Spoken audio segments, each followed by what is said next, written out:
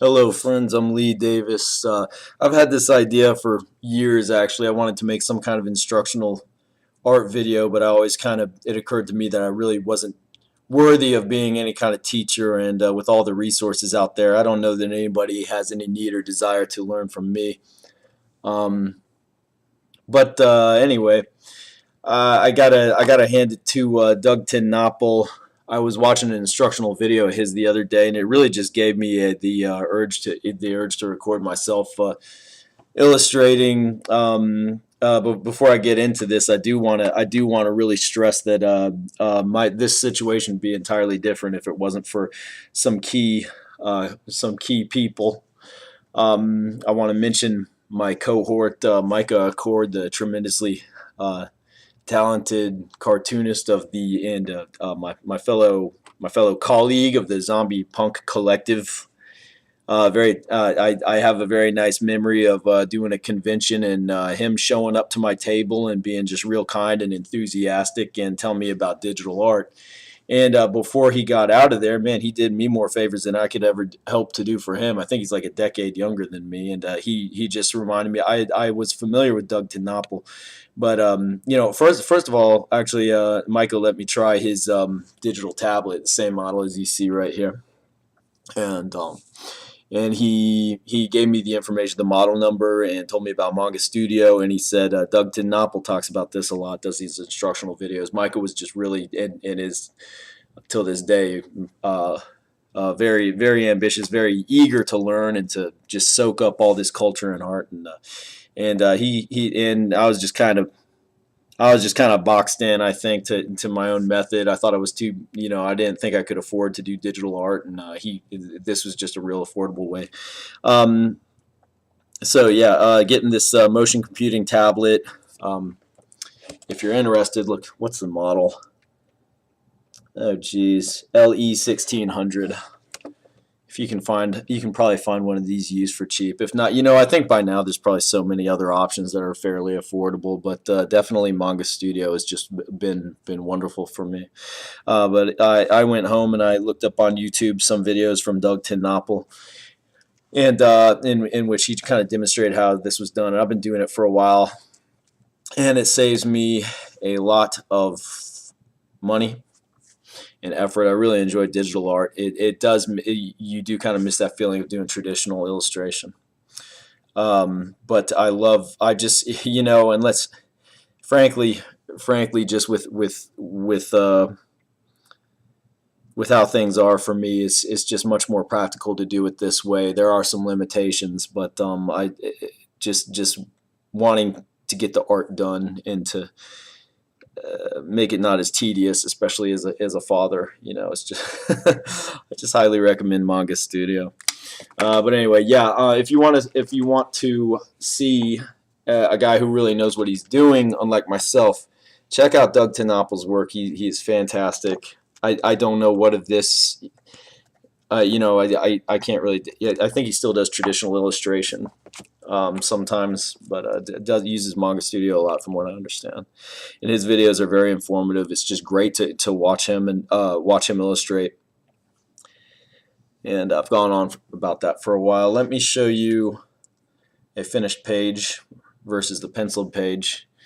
You can see here there's a very abnormal person. You're gonna hear me talk a lot about other artists who have influenced me. I do want to point out, I think you'll probably recognize that Junji Ito has been a huge influence. He's really incredible. If you like horror and strange, he is the manga creator you're looking for. He's got an animated series finally after all this time. I think that's premiering on Crunchyroll pretty soon here. I'm eager to get to that. Boy, I was reading his fashion model comic again the other day in this book collection. It was worth getting, even though I think I've read all these comics. And it is just really, it's so morbid and awkward and hilarious. He's just Junji Ito is really amazing. So anyway, let me shut up about all that. I hope I don't choke. I'm a little uptight here because I'm recording this. Okay, I usually keep the previous page open so I can reference back. Actually, let me go back a little bit. If I forget what kind of shirt a person was wearing. I don't know if I've even. Okay, so apparently this really creepy dude who's obviously got something wrong with him. He's not exactly normal. He's the new fish distributor. He is the manager and perhaps owner of Shish Distribution. Okay, so I think it's not quite autumn yet in this story, so he's still wearing a short sleeve shirt. No problem. Oh, anyway, yeah, manga studio. I got out a sketch. I'm going over to the draw tablet. Yeah, like I said, I'm probably not the best to be teaching, but anyway. Okay, so I am very impractical. Actually, yeah, I don't know if my method. I've even said before, I don't think my method is really one that um, will make much sense, or that I can't really say that I know what I'm doing. But as long as the illustration gets done, I guess that's pretty cool. That's good enough for me. Haven't heard from Micah in a while. I know he's had his Tario out for a while. I think he was working on some mini comics. They've been doing a lot of conventions without me, of course, because I can't. I'm in Pennsylvania now.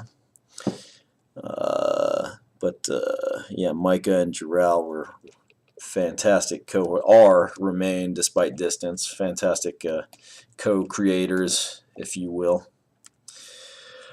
One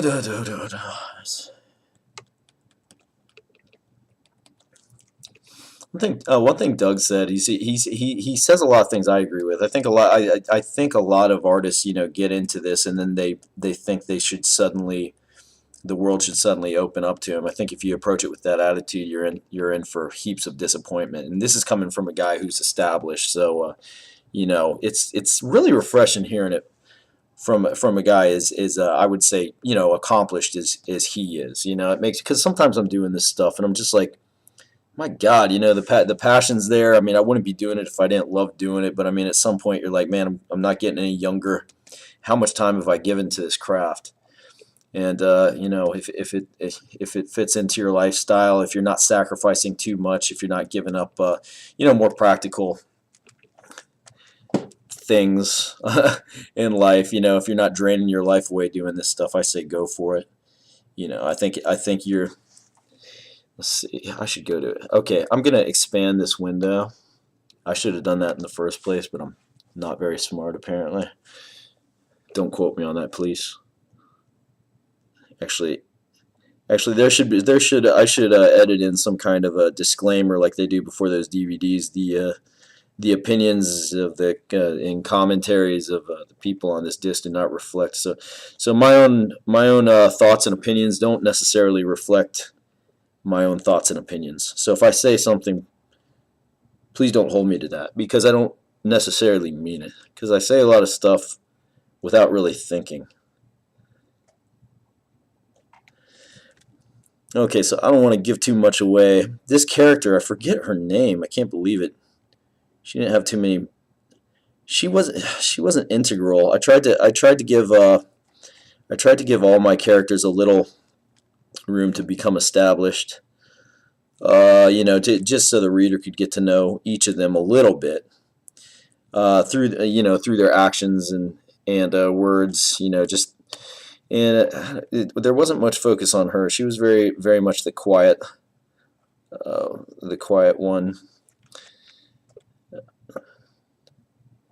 But she picks up the deliveries for the new sushi restaurant she's opened with her sister and friend. They, of course, have departed from the family business that was usurped by their cousin. Their cousin's not doing too well. I don't want to give too many spoilers.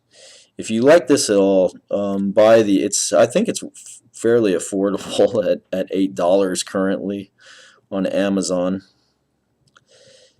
I would recommend you get the Door to Death graphic novel. No pressure.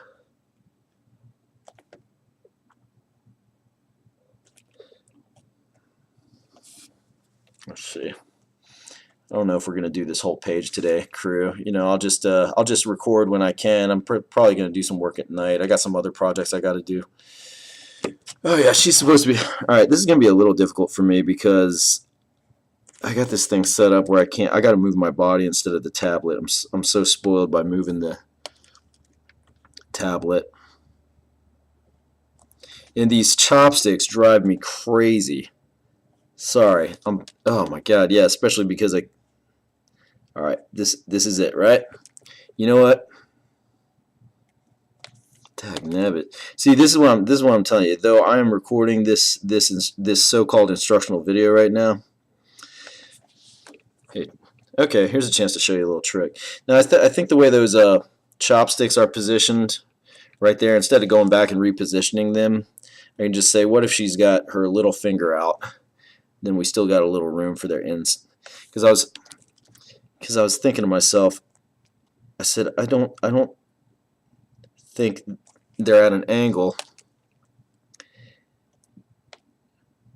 where they're not like puncturing her finger to get to the other side of her hand. So I'm solved. And I hate to admit this, but because I'm and I don't want to sound like I'm guilt tripping you for watching this video. I very much appreciate it, but because I'm making this video, I think I might be sacrificing a little. It's like I'm warming up right now, and I don't think I'm at my best, to be honest. To be perfectly honest, but who cares? You look at the graphic novel, you see I was not always at my best on every single page anyway, and that is the nature of the game for me.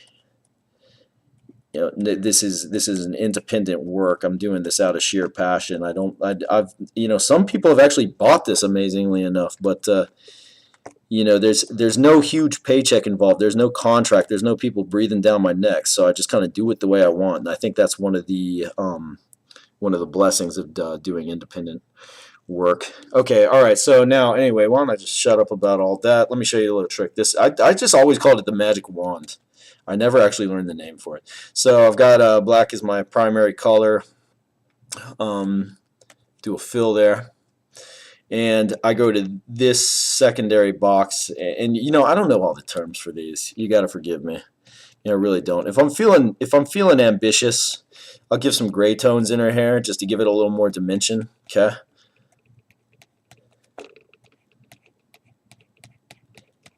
It's probably, I think that's a little perceptible. Then I get some white. I just think it gives some dimension. I think it's kind of neat to look at the hair like this. I've never really figured out one specific way to do hair,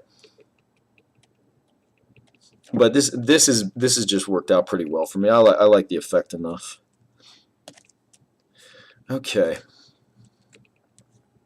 where am I? I guess okay. Let's put a few more. I guess so. Her arm. We should see some elbow. Oh yeah. I guess I should go back to black ink. There we go. Her arm ought to be coming right about here. I mean, you can see my pencils. And one thing I noticed, I think in the videos I've watched, the live illustration videos I've watched from Doug Tinopple, I noticed how, at least in the ones I watched, I don't think he did any of the penciling in the video, and I thought that was wise. I think you can see the penciling. It's fairly, straightforward. If you're doing this stuff, you already get the idea. And you might notice, I think my pencils are much rawer than others. They're not very specific, and perhaps I'm doing myself a disservice and you a disservice by that, but it's just always how I've been. It's just a ghost. I'm not getting very mechanical. A little texture. That's the ceiling right there. I guess I could try something new. A lot of people use fill out black areas for heavy shadows. And I'm all for that. I can just very frankly just very rarely get that to work for me. You know what? No, let's do it like this. Okay. Let's just say, right, this is why I don't do it, because I'm going to do this and I might decide it looks bad. And once again, you know what? Okay. Let's just go with it. Put some feathering for the trail off of that shadow, if you will. Some cross hatching. I don't do that too much. I do gray tones in these comics. I mean, I kind of like the effect of just straight black and white. I think it was The Walking Dead gave me the idea to use gray tones long ago, before I got into digital art. Once I got there, I loved having the option of doing that. Okay, all right. I think this is just about there. I would like to go over to my sketch tab, and just to clean this up a little bit, I'm going to erase the pencils just to give you you can get a better idea of the finished product there. I don't need them anymore. Go back to draw. Make sure you highlight the window, or the if you don't, you're in a separate layer from your illustration.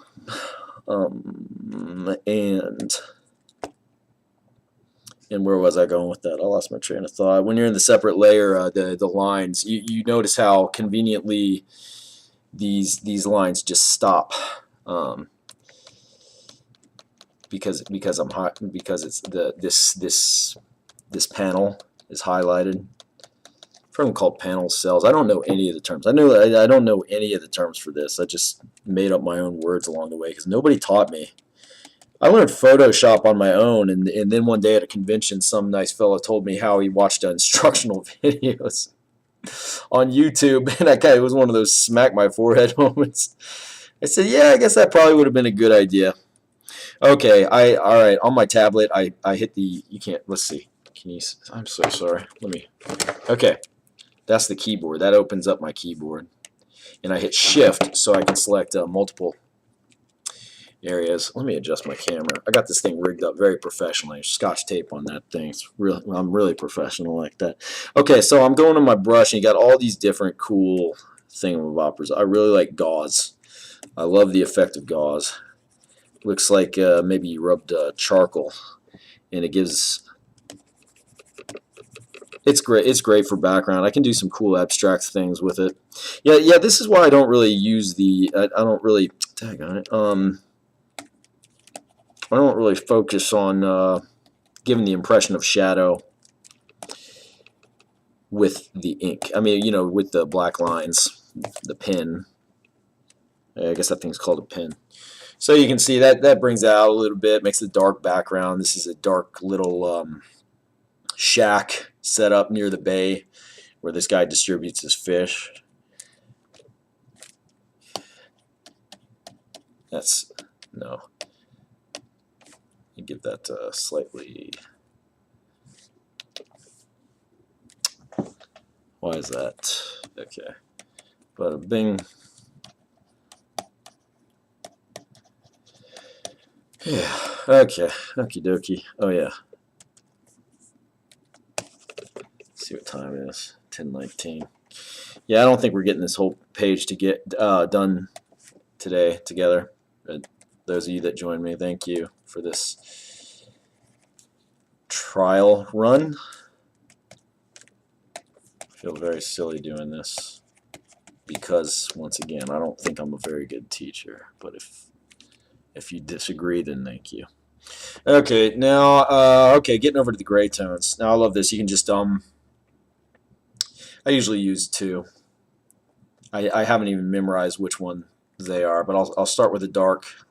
That's too dark for this instance. Let's see. Sometimes I'm real, sometimes I'm real sloppy, and I just lay on some lines. You know what? Yeah, in this broad of an expanse, I'm going to go ahead and just use the brush here. But it's nice to put in some texture. Like if I was in a rush or really tired, You know what usually happens with me, the way my brain works when I'm or doesn't work when I'm making comics, is I start off real simple. I'm always trying to do it the quick and simple way, and then later on, maybe it's a subconscious thing. I just start obsessing a little bit more over detail. So I mean, it's like you'll see in Door to Death. You know, I started off with it with that approach. I said, look, you know, this is out of passion. You know, I've got a life outside of comics. I've got a kind of, well, you know, I got a family. Um, and I guess where I'm going with this is I just don't feel like I can really afford to, you know, kill myself over getting illustrations amazing. You know, so I want to be happy with them, but I don't want to achieve that goal by just killing myself to make them as perfect as possible. I want it to remain fun, but definitely at some points there's you know, I start getting really into it, and all of a sudden I'm spending a lot of time. You read the graphic, the Door to Death Revived Hive arc collection graphic novel, whatever you want to call it. You will notice that definitely. You'll see it where I started off and I was like, oh, this is fun, and toward the end of the book, it's just the detail really starts to get involved. Especially those pages, the climactic scene. You know, it's just so vivid in my mind and so intense in my mind.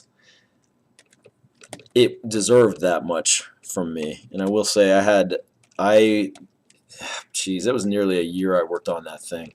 And I started off. I said I'll do a comic, and then later on, if I get some time, I'll just work, start another one. Just but I really got into the story. I had way too many ideas, and before I knew it, I was just going crazy to get this thing done, and it hit so many targets for me personally, for several reasons. But before I get into that, let's call this panel done. Let's move on to this one. All right, so I'm just kind of rambling here, which is nothing new for me. It's nothing out of the ordinary for me. When I did the first issue, and I started getting ideas for the second. They were just coming so naturally. And it's like I say, you get a story going, and I swear, I don't like comparing myself to these maestros, but it's like I know what they're talking about. I don't like putting myself and Stephen King in the same. Well, let me show you a trick before I get back to that. Look at this. I think this part of the glasses is too far away. Look, I just highlighted it, and I'm gonna go to this icon with the two arrows. I'm going to move them a little closer together. Hit OK. That's good. Exit out. Same panel. Nice. I love it. See, that's what I love about digital illustration. Whatever I'm sacrificing for practical drawing, I feel very, very much is compensated for with the advantages of this. I do consider myself old school, but I cannot praise Manga Studio, who is not paying me to say this. I cannot praise them enough. It's just a true blessing for saving money and effort and time and effort that could really wear you down in some circumstances. I mean, it's totally worth it. I mean, it's you gotta respect the people who never had this option, and I'm happy to say I was one of those guys for a while.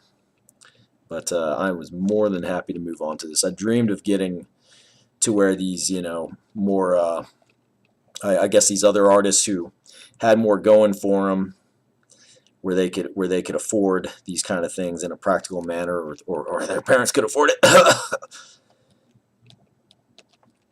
heard about some of those Wacom's or whatever. That just I heard the price. I said, man, I before I could ever invest in something like that, I think I gotta be making some kind of money off art. I mean, just to make that a practical investment. Otherwise, I just gotta do it the old-fashioned way. As I was saying, okay, Stephen King made that reference. I think in the Dark Tower book. I didn't. I have not read it. This is what my wife told me. But he said he felt his character in the book, I believe, says he feels like a wind chime catching a story, and that's how when you're creating a story, if it comes to life for you, it really does feel like something outside of you. I mean, you are creating the scenarios, but man, these creatures, you start asking, what are you doing next? Like, what is this crazy guy up to? And I don't really feel like it's up to me. Like this guy is becoming so real in this story that he his own motives he reveals. I guess that sounds crazy, but I mean, yeah, definitely when you're writing a story and it comes to life, these characters start coming to life, and it's just kind of amazing to see what they're up to, or at least I think so, as the so-called creator. Okay. All right, look at this. This is something. This is just, man, the way I used to do mouthfuls of sharp teeth when I was doing creepy people, monsters, what have you. This is just so much easier. And all the tree huggers out there, I mean, you can rejoice in the digital age, because I think about I guess by now I would have killed about 1/3 of a tree on all the illustrations I've done with Manga Studio. So I saved like almost a tree, 1/3 of a small tree. You're welcome. Let's give them some dangling spit. These crazy, creepy people that might not be completely people always got to have drool dangling. They're not used to taking on the roles and personas of humans. They're trying real hard, but they can't help being just monstrous. And why? And you might be asking yourself, why is this girl buying fish from this guy? And she took the plunge. She was I hate to say it, but naive enough to believe that this guy's human when he ate the fish himself, and it just looked so enticing. She took a bite, and the sensation of eating this amazing food was just so fantastic and superb that she's been seduced. She's been seduced by the flavor of this awesome sushi. And we've all been there.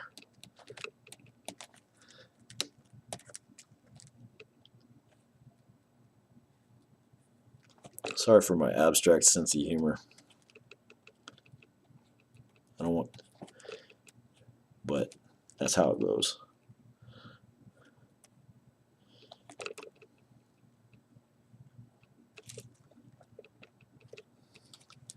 What else was good? Oh yeah, man, I remember back where I was living, when the art shop in the town I was living.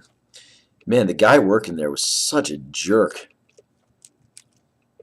I mean, seriously, at one point, at a very low point in my life, I'd just given up so much, and I was just trying to get a job where I could feel the same kind of appreciation and respect I'd once known in the jobs I'd given up, to follow my family and everything, and I was working at this horrible market, just this. I mean, it was just a horrible place to work, miserable. I could go into detail, but I mean.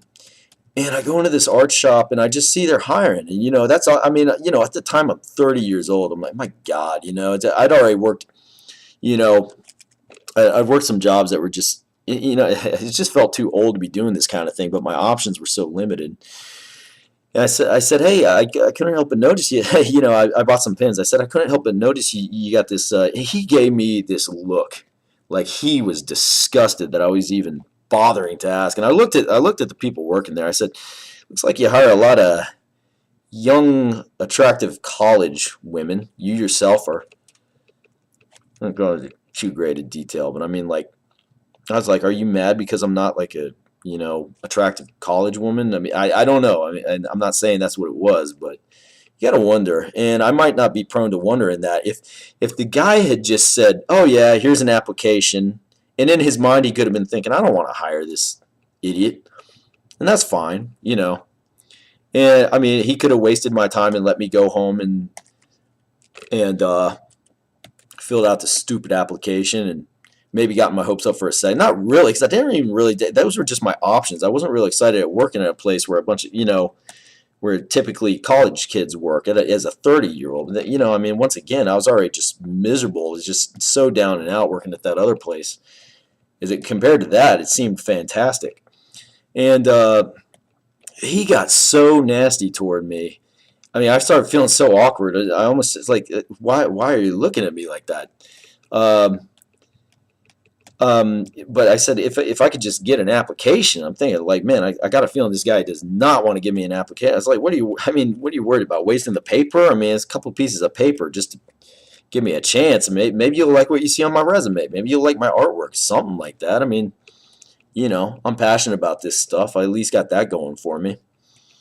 Um,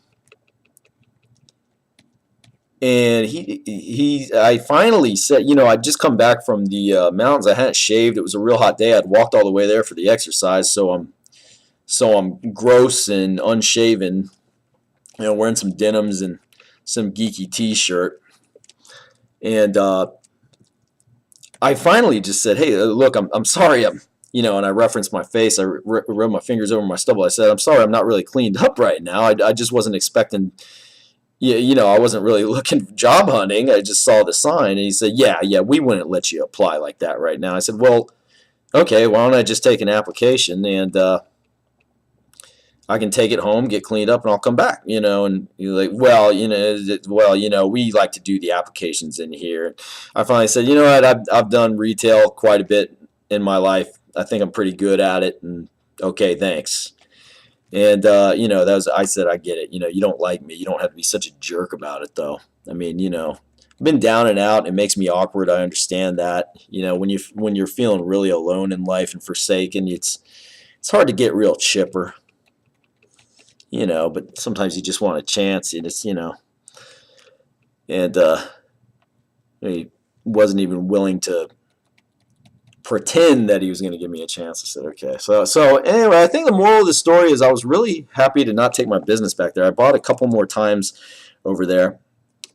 And shortly after that was when fate delivered me a good friend like Micah, whose appreciation obviously meant a lot. And I was more than happy to help him in any way I could.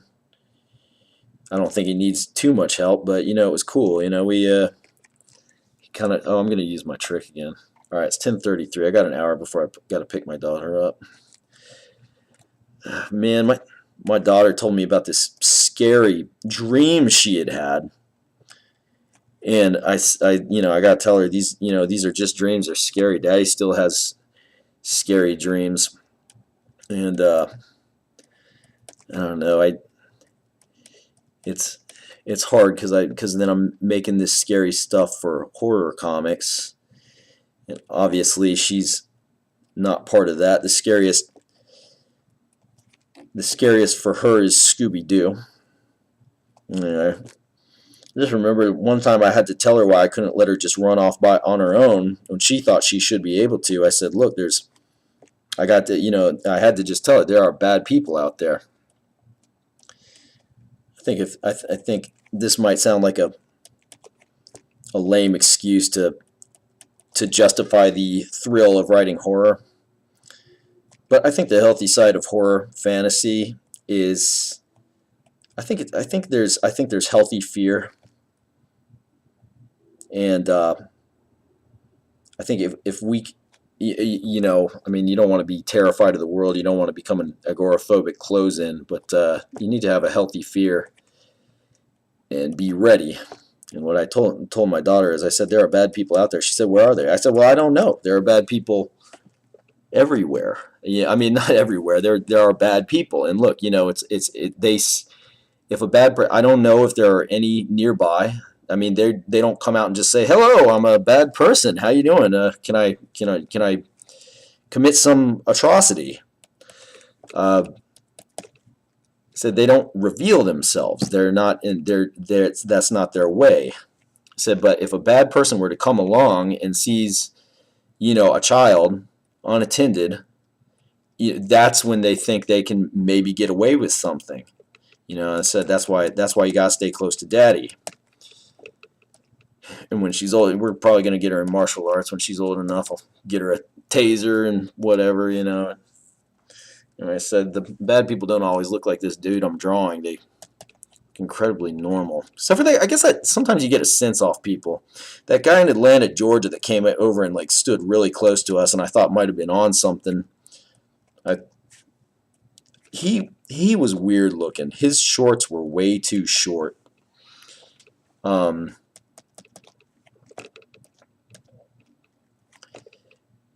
Yeah, I did not like the way his presence felt, how close he was standing to us when there was nothing but wide open space around us, and I was half tempted to say, dude, are you like a predator or something? Go get away from me. 'Cause, yeah,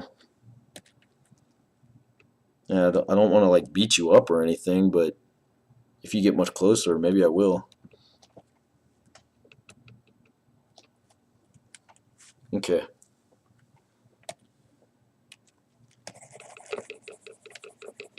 Yeah, so anyway, doing this stuff, and having a kid and just wanting to teach them about scary stuff in life and how to separate the real from the unreal, the fun and the fantasy from the serious side of reality. It's just tricky. I hate hearing about her having nightmares. I wish she'd have fun dreams. I guess we all get nightmares. Later on, they became a good source of inspiration for me. A lot of people say they don't get ideas from nightmares. I do in many cases. I haven't for a while, but anyway. How are we looking?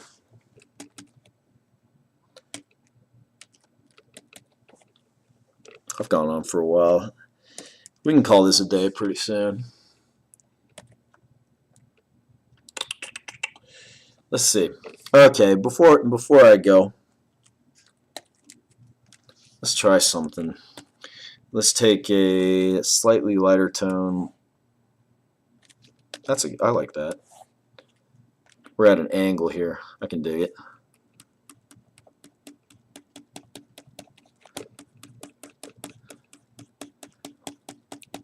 They had a Junji Ito. They made a short series. They've done this before.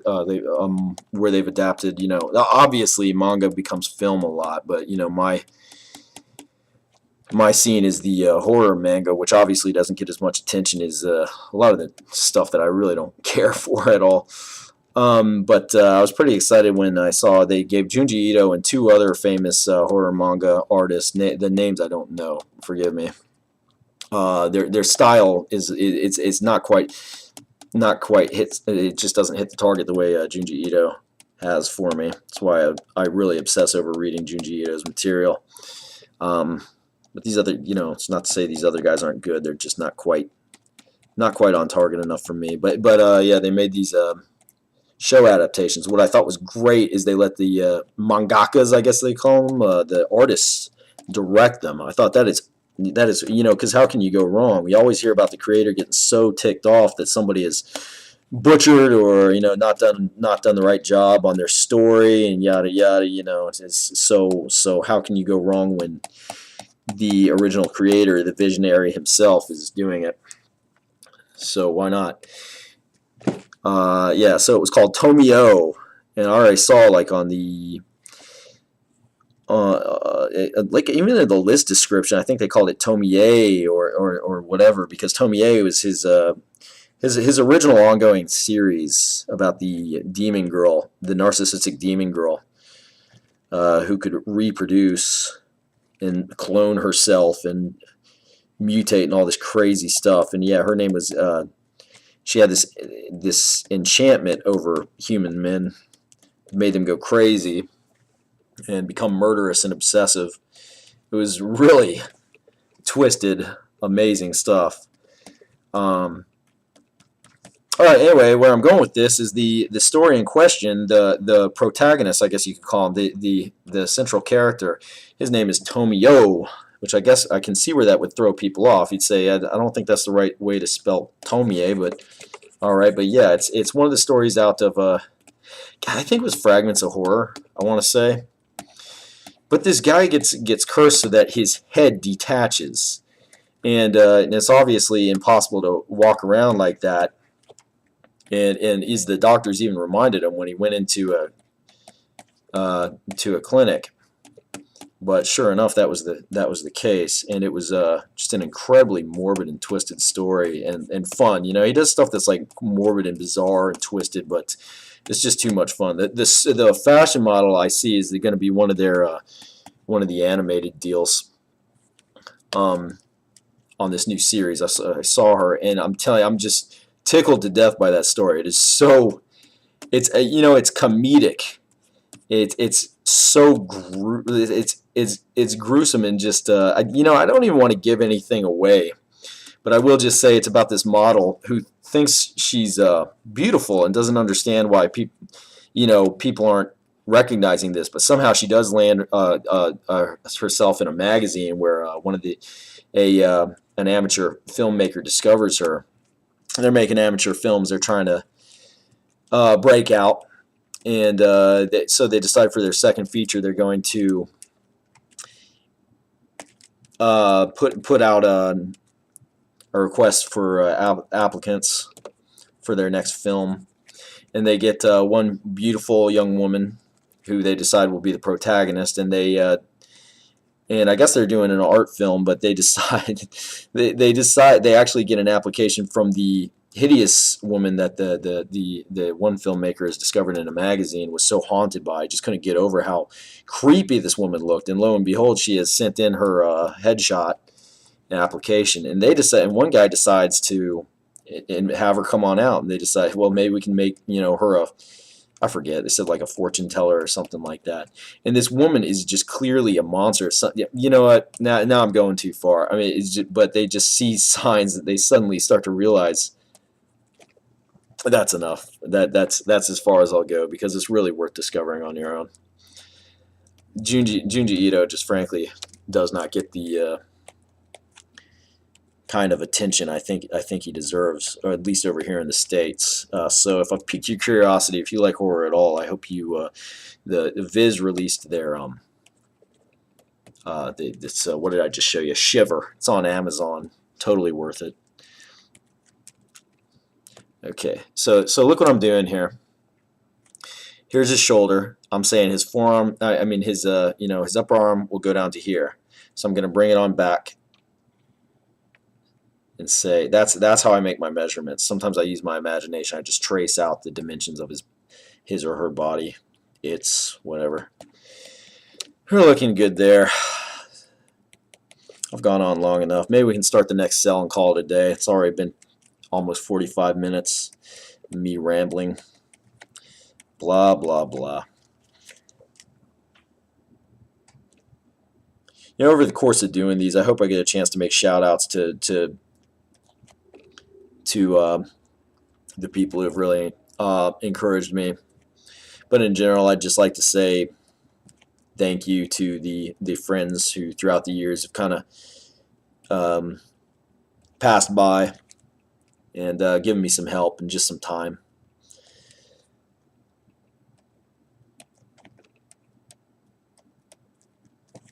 Helped me kind of get out of my mental rut left over from very, very disillusioned youth. A lot of bullying and BS, and it was awesome when people could kind of perceive, even when I was in high school and I acted like such a jerk, just to, I'd come off of middle school in this yuppie school where the kids were so nasty toward me, and my social development just got butchered by that. So by the time I got to high school, a bunch of nice kids, and I just, I was more worried about just scaring off whoever might want to give me a hard time. So I acted like a total jerk. And looking back, I said, what were those bullies even worth? Even the people in that school that gave me a hard time, what were they worth it? Because all I did was kind of, in turn, I ended up just kind of being not really knowing how to treat the nice people around me. And they were there for sure. I think a lot of them could perceive could perhaps see that I was just having a really terrible time, and me acting like a jerk was just exactly what it was, a defense mechanism for a very weak person. I was incredibly weak and fearful, and I acted like a real idiot. It's like I really regret that I knew that there were just so many great people, and in a way, their kindness lasted with me. I know this doesn't have much to do with doing manga art, but you know what? I talk about this stuff anyway because this art is my life, and my life is my life too. And in a way, they both kind of go together. Maybe that doesn't make any sense at all, but it does to me. So, okay, I think this channel's about done. Should we put a little? I think it's murky enough. I was told one time by Slave Labor Graphics, yeah, I'm really proud of how I was denied. They just told me, it had some work that, they, in a couple cases when I did black and white, they said it was too murky. All right, this is a very boring panel, and these are actually challenging to me. Let's do this real quick. I don't even know if I'll finish the whole thing. Let me see. Let me get lazy here a little bit and just see how quickly I can do this. And if I butcher this, then oh well. So far, so good. Like once I still, I get a little more serious about these things, but not so much that, I'm still not obsessing over this.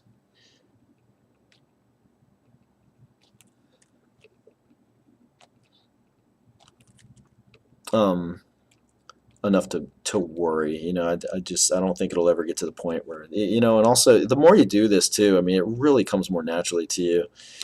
I'll do a comic, then I'll leave it alone for a while, and then when I come back, it's like I forget the lessons I've learned.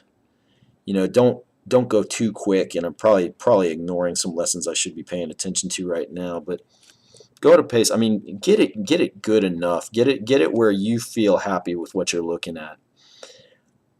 And once again, if you don't have a contract, then I mean, this is really, you're doing this.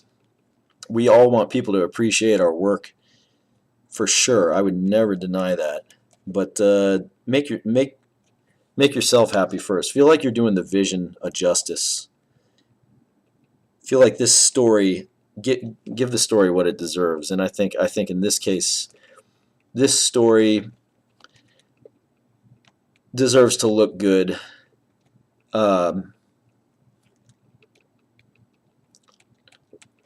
And not look like something that drained my life. You can see here, doing these smaller pictures, doing these little, and one thing I used to do that I shouldn't have, you realize that the big time guys, the big authors, you see how they do the little figures, and they don't mess with the little details, because I mean, once you get small enough, it just becomes, it's too packed in, I try to get some key points. I mean, you can probably, if you look closely enough, maybe it makes a difference, maybe it doesn't. But, I'm giving her a forced nonchalant look. If you're curious what's going on here, this is kind of a spoiler. This,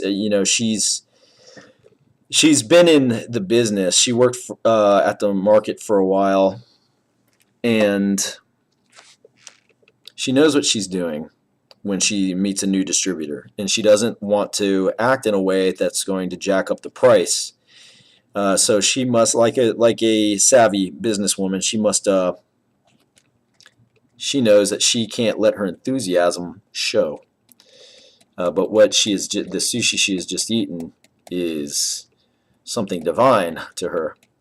So she just kind of says, "Well, I'm gonna pull my car around. We'll take a load off your hand, And of course, we, the reader, might realize this guy isn't just in the business of selling fish. There's probably something a little more sinister going on. As it often goes, this reflection of reality, when we're enticed by something that seems really good, a really quick fix, something amazing, like really good food. I guess that's realistic enough. It might taste really awesome, but it might be killing us. So be careful. and blah blah blah. One other thing, I saw Todd McFarlane, who needs no introduction, just like the other greats I've mentioned here. I watched a video of his briefly, and he was talking about perspective, the dreaded perspective for me, because this is where I become very non-traditional. I have never used whatever that thing's called, perspective. Frankly, I just don't feel like it. You'll notice in my art. Now, maybe one day I'll try it and I'll change. I'll say, why didn't I do this before? But I like my characters, my worlds to be melted a little bit. I I like how they all looked a little warped. And I'm okay. I just kind of embrace it. It drove me crazy for a while because I didn't like not being mathematically accurate. And when I do stuff where I want it to be a little more serious, like for Door to Death, I want it to translate. I want it to. I don't know if it'll ever become a movie. That'd be awesome. But I said I want it to feel like a live action movie. I mean, I would have no objection to it becoming an animated movie or whatever. But I want it to reflect some sense of reality where the characters don't have really wild over the top features. It's like I love drawing stuff like Ren and Stimpy, Roman Dirge, Tim Burton. I love cartoons, but for a title such as this, I want it to feel like if this was a movie, those would be live actors, and that's a unique thing for me. When I did a Phantasm comic treatment, that was my challenge because I couldn't get away with making them look like cartoon characters. I wanted them to I wanted it to look like a comic meant to be adapted into film, and how that came to me was an amazing enough story. You can learn about it in the video treatment I did for the comic, which was never published.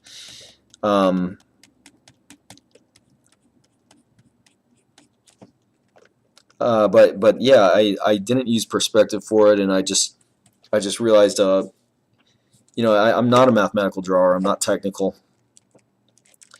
and I just got to find a way to make that kind of work for this approach, which was a little intimidating. But then I tried it, and I really like this. And I was watching one of my childhood favorites. I got it from Santa on Christmas. Thank you, Santa. Um,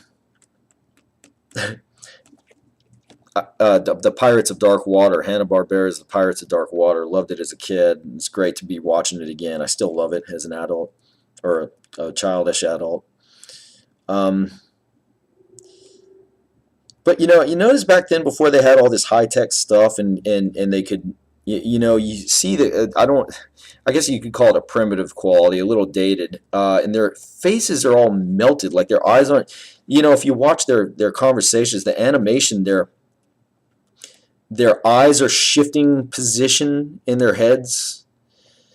And I actually, I think it's because they're not being real uniform. You watch these other cartoons that were more uniform from that era, and I think it's almost a little more dull looking. When it's just very precise and mathematical, and it becomes kind of it it looks. The best I can come up with is just too mechanical. And that's not necessarily a complaint, but it looks like factory produced, I guess you could say, from back then. They just drew the same faces like over and over again, and then so like in a way, the Pirates of Dark Water was kind of like how do you pronounce his name? John Chris Felucci, the Ren and Stimpy creator. Those I mean Ren and Stimpy, they were always they were never the same. In the Pirates of Dark Water, you see that. I mean, that's not really the approach. They're supposed to look like real people, but yeah, just the way they were drawn, and even if it looks a little primitive, I like that, and I think that really has a lot in common with how I do my cartoons. And it's not that I made a decision so much. That's just how I am. It's how I draw. I've never been drawn toward. No pun intended. I've never been drawn toward doing a technical drawing at all. I have no desire. There's no passion there. I am not an engineer. I'm very abstract, and I just embrace that, and that applies right here. Maybe I could have learned it if the price was right, but that was not my path. That was not my destiny in life, apparently. And you see I'm talking, and I just start, this is where I start zoning out. I'm barely even paying attention to what I'm doing, and I start giving all this nice little detail there, and I think that looks cool. And that's another thing. It's like sometimes, the detail, it really does. It'll just pick up in an illustration, and that's just where I was at the time. And I'm fine with that. I've actually, in this comic, in the next couple pages, my character of Winston, Winston is going to have a dream visitation by a higher dimensional being that's going to give him a vision of something going on that he must be aware of. And he's over on the West Coast right now making a film. And but something back on the East Coast is going down with near his friends that he made on his last caper, his last journey / spiritual journey. In that one, I want to try a different style of illustration, and I guess the best I could say is a little more cartoonish, more solid black and whites. And I guess you'll see. It's hard for me to explain here, but I mean, I guess I'll just show you when I get there, and hopefully I can do what I want to do, what I see in my mind. Usually it comes out completely different, and I mean, I guess that's part of the fun of it. Sometimes you don't accomplish what you set out to do. Sometimes you wish you'd done it better or felt better about how it looks. But I'm gonna see if I can do what I have in mind right now for this little dream sequence, dream vision visitation. Okay, all right. I think we're almost done here before I bore you all to tears. I hope I've got my point across. I'll come back back and do more of these as time permits and just when it feels right. I like the feeling of taking my friends along for this. Okay, time to speed things up. Let's get this shade. It's obviously very murky and dark in this shack, and she's opening the door to the sunlight. So let's let some sunlight in and get everything else around kind of gross.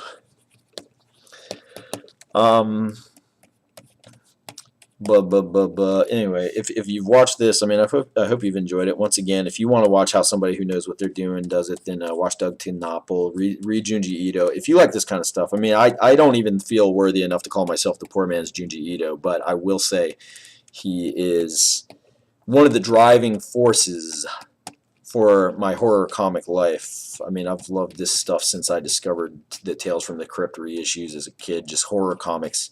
To find they existed, man, all I could find was superheroes. To this day, forgive me, I'm not really into superheroes. I respect that you like them, my friends, but that is never going to be my world.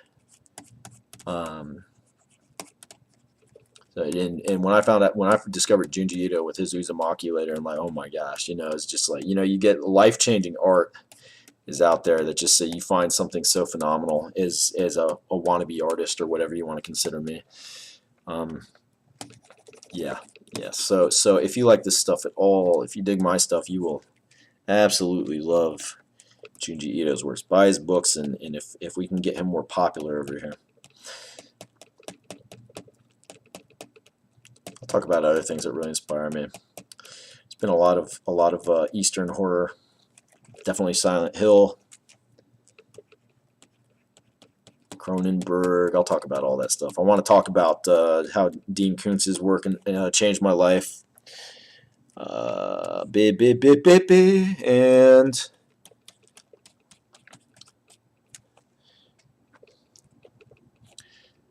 I might lift some weights after this. I'll do an instructional video for that so you can see how stupid I look. I'm joking. I'm not going to videotape that part. Maybe I'll just... Would you be... I got to leave in a half hour. Alright, you know what? I'm just really into it right now. Yeah, this is probably going to be... This is going back to the days of when it was, according to the editor at Slave Labor, too murky. Really miss getting to be around you cool artists. I've met some really cool ones, especially when I went out to San Diego. Met some amazing people. It's cool just getting to talk with people that could similarly dig this kind of stuff. And I know I've got some friends closer to home that do too. So if you're watching, thank you. And once again, I just thank my friends. You know who you are. Anybody who's given me a nice word, thank you. Blah blah blah. Okay, why don't we call it a day? I don't know a lot. It's just let's downsize this. Let's hit save. Definitely do that. Let's get a little closer. Let's look at the finished product, the almost finished product. You know, I'm sorry we couldn't do a little more today. I really like this panel. I penciled this last panel right before I started this video because I just on the chance that we could get that far. I'm gonna have a lot of fun with that one. Maybe I'll come back and videotape myself doing that. These could be a fairly frequent videos. I'd be fine with that. Especially if y'all like them. I'd be happy to show you more. Once again, let's look at, there's that finished page. Very happy with this one. Once again, if you look at this page and you look at Junji Ito, once again, I don't want to put myself in the same category as somebody is the greats, but I will go so far as to say that I dare say you will see the similarities. Now, take off my high-tech Scotch tape. One of my mini Texas Chainsaw Massacre shirts. This is the Japanese poster art for Texas Chainsaw Massacre. You're welcome. I'm a geek. Cut my hair yesterday. I know. I look pretty bad with my. I thought I could look like some cool guy from the '70s. I just looked homeless. I still kind of do. Anyway, God bless y'all. Thank you for taking time out. Support art if you like it. Do good with your life. Man. That was an hour. Holy moly. Boy. Yeah, sorry. I doubt too many of you made it to the end, but if you actually did, you're watching this right now, then have a great day. Bye.